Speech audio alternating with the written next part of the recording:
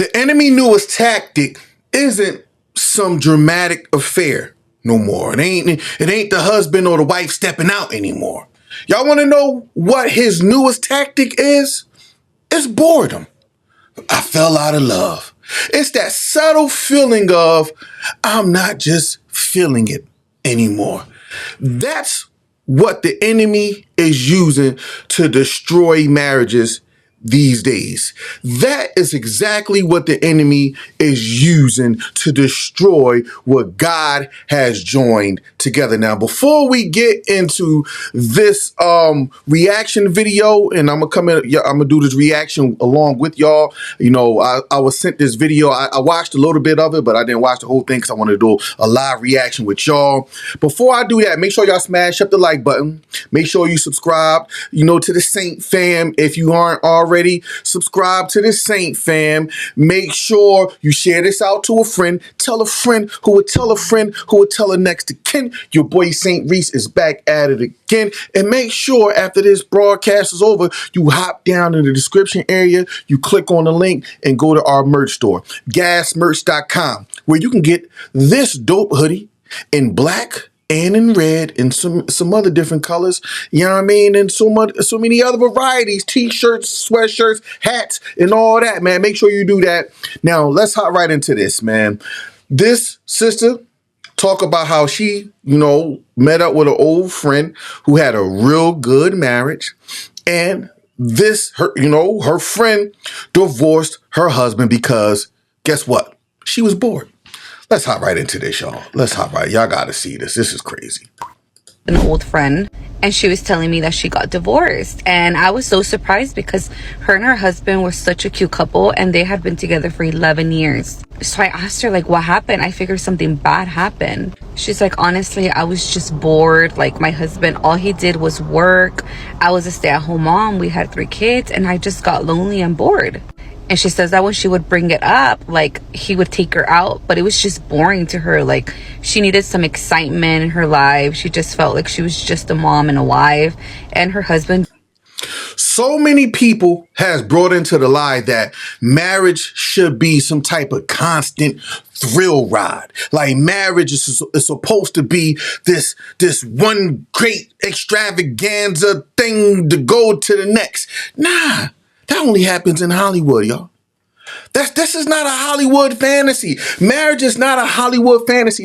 It's sad that people, they get so drunk and high off the wedding and throwing these big weddings. And then when all that started to settle down and life started to get real, you know what I mean? And the kids and work and all this stuff, then they like, oh man, I missed out. I know somebody. And you know what? I'm gonna say the story right now. I know somebody who pretty much did the same thing, like threw away their whole marriage because they got bored. They feel like that they had kids young in their 20s while all their friends was out clubbing and doing all the crazy stuff. She had kids in her 20s. They was in school. They was doing all this stuff. They was doing all the things right, going to school, getting educated, getting established in their careers, raising kids and all that stuff. And then as the kids got older, she got bored. She felt like she missed out on her 20s, and she left her husband to go club and do all that stuff. And after she did all that stuff, she realized it wasn't all what it's cracked up to be. And the situation is similar to this. Old girl started wanting her husband back. But let's finish watching this. Just wasn't doing that for her. And she had other friends that had, boyfriends, or like they had just got married, and they were always going out, always going on vacation, always partying, like going to the club, going to the bar, hanging out with friends, and they did none of that. And when she would bring it up to her husband would always tell her, like, I gotta work. Like, they had a big house, they had nice things. Like, he was just trying to work. So they ended up getting divorced. And now, she's single, she lives alone, she's working, and she's dating. So then I told her, oh, well, that must be exciting, like dating and stuff. And she's like, no, I fucking hate it. And I was like, why? And she's like, because all they want to do is just have fun. They just want to go to the club. They just want to go to the bar. They just want to hang out. But isn't that the reason why you got divorced? Because you wanted the club, you wanted to hang out, you wanted to experience that? That's the reason why you got divorced, right? So now when you meet men who want to do the same thing. Now you're like, well, hold up. This is not what I signed up for. Oh, that's exactly what you signed up for. See, when people see a lot of this stuff on the TVs and with the housewives and all this stuff that these shows project and they friends, they don't tell you the other side of that. That it's going to be a lot of lonely nights. And if it ain't lonely nights, you're going to spend a lot of nights with random men in your house, in your bed, doing some strange things. That's what comes with that lifestyle. Have a good time, and then that's it. She said no one wants to help me out. Like, I'm trying to find someone that's gonna help take care of my kids. She's like, so you left a husband that was a provider, that was a family man, to go live how you wanted to live, to only want to find a man that was like the husband you had. That's what I'm saying. The enemy is doing a number on people through boredom. Don't let this happen to you. Like, I just want someone to be a provider, not just a good time. So I was all like, well, wasn't that what your husband was doing? And she's Right. like, I know. And I guess now her ex-husband is dating someone, like, seriously. They have been divorced for a total of 3 years, and he has been dating this girl for 2 years. She has 2 kids, and they're already living together. She says that he's fully taking care of her. Like, the girl doesn't work, she's a stay-at-home mom. They haven't had any new kids, but they're planning on having kids. And she's pissed because she's like, how can he move on so fast? Like, you know. How can he move on so fast? How can you divorce him so fast? Like, you think he was supposed to sit around and boo-hoo and wait for you? See, that's what I'm saying. A lot of people is deluged by a lot of stuff that they seeing on TV. It's unfortunate. And what they seeing on social media. I can't even find nobody, and he just found someone so quick, and he didn't even want to give us another try. Like, the question that she said she couldn't find nobody. What was you looking for? When you had a man that was a provider, you had a man who was, who wanted to take care of his family, he was just boring. He was just bored. I mean, boring. That's what it is. When you raising a family, things gonna be boring. Especially when your kids are little, you gotta have a routine. And the routine, in my honest opinion, is needed because routine establish order. You see what I'm saying? And as the kids get older, then y'all start rekindling your relationship. You see what I'm saying? Blah, blah, blah. And I was so confused because I was like, okay, so you divorced him because he was always working and you were bored. So now you're single, going out, having a good time, dating, but you don't like that. Now you want someone to take care of you, a provider. And your ex-husband, all he wanted to do was be a provider. That's Right. why now he is dating someone who he has no problem providing for her and her kids.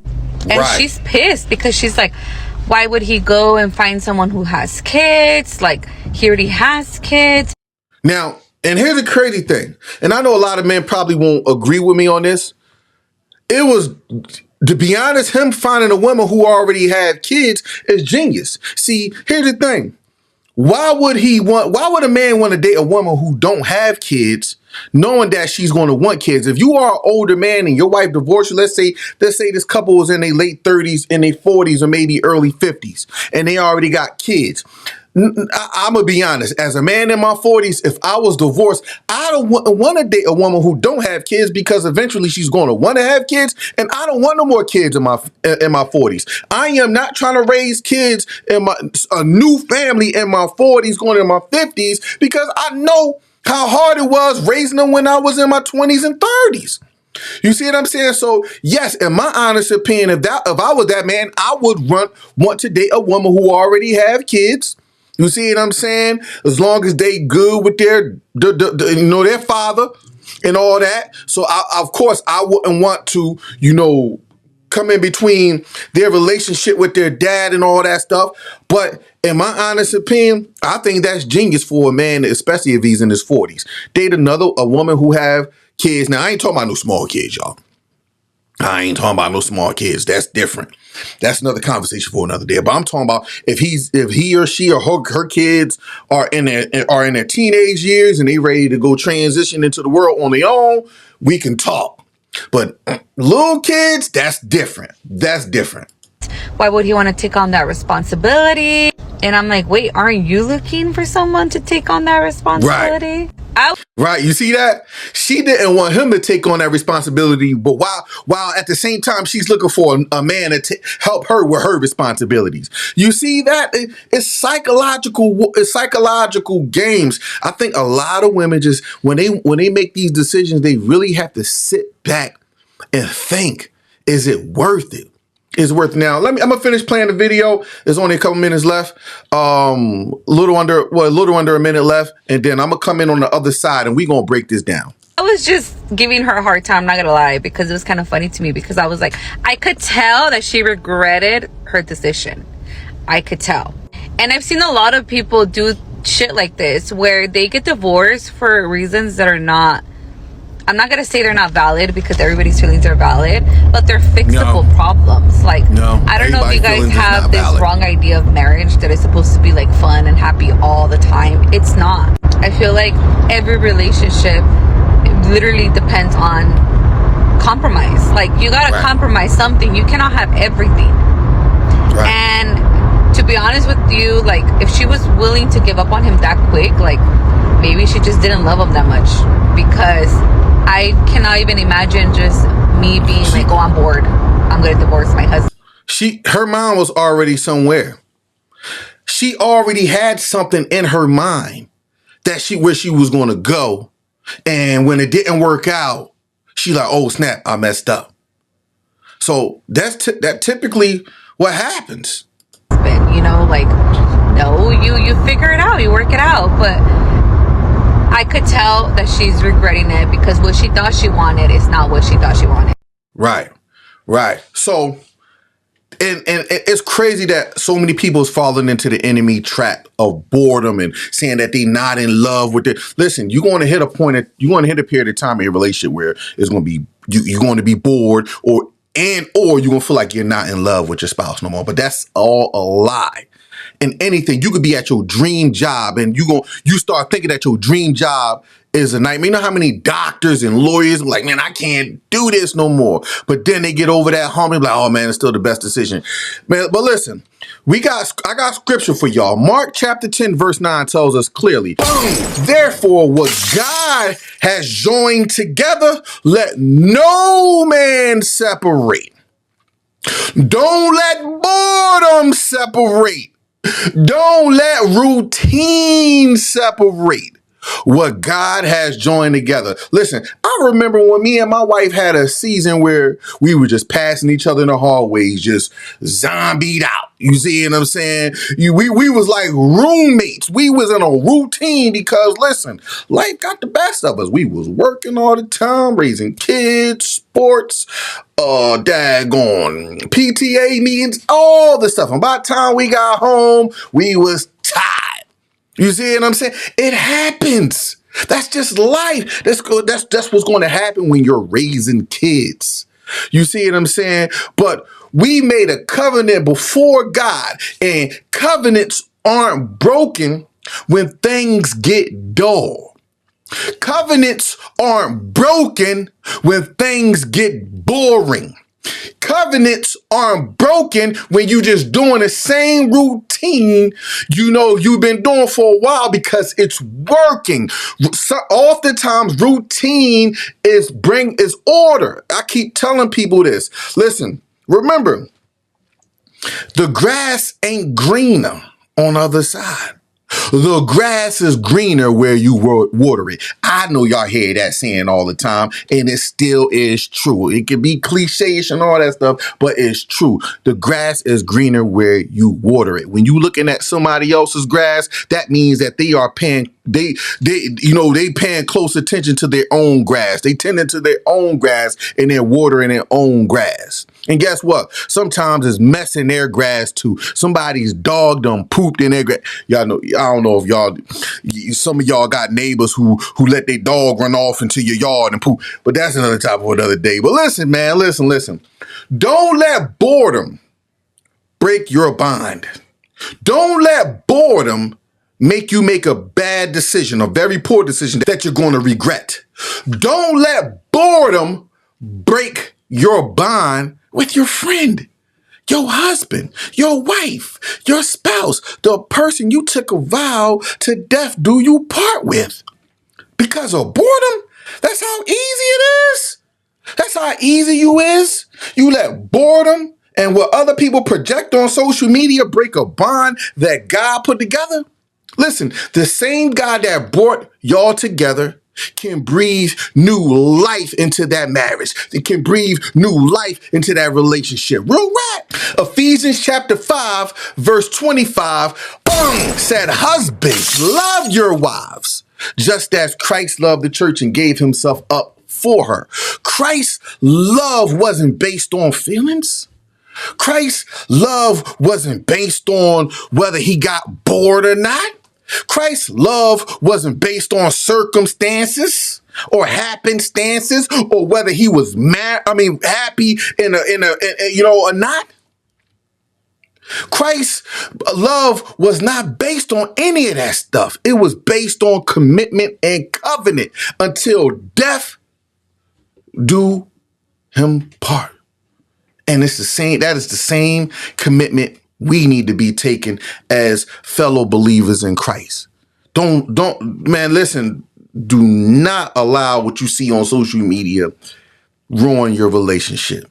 Do not allow what you see other people is putting on social media to ruin a good thing.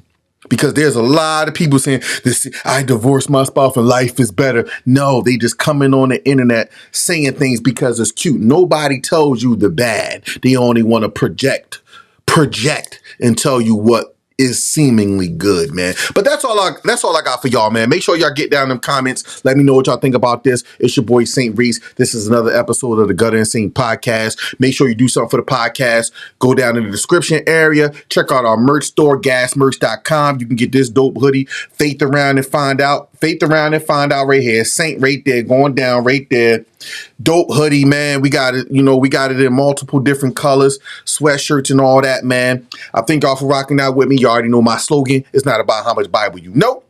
It's about how much Bible you willing to obey. And if God willing, I'll holler at y'all on the flip.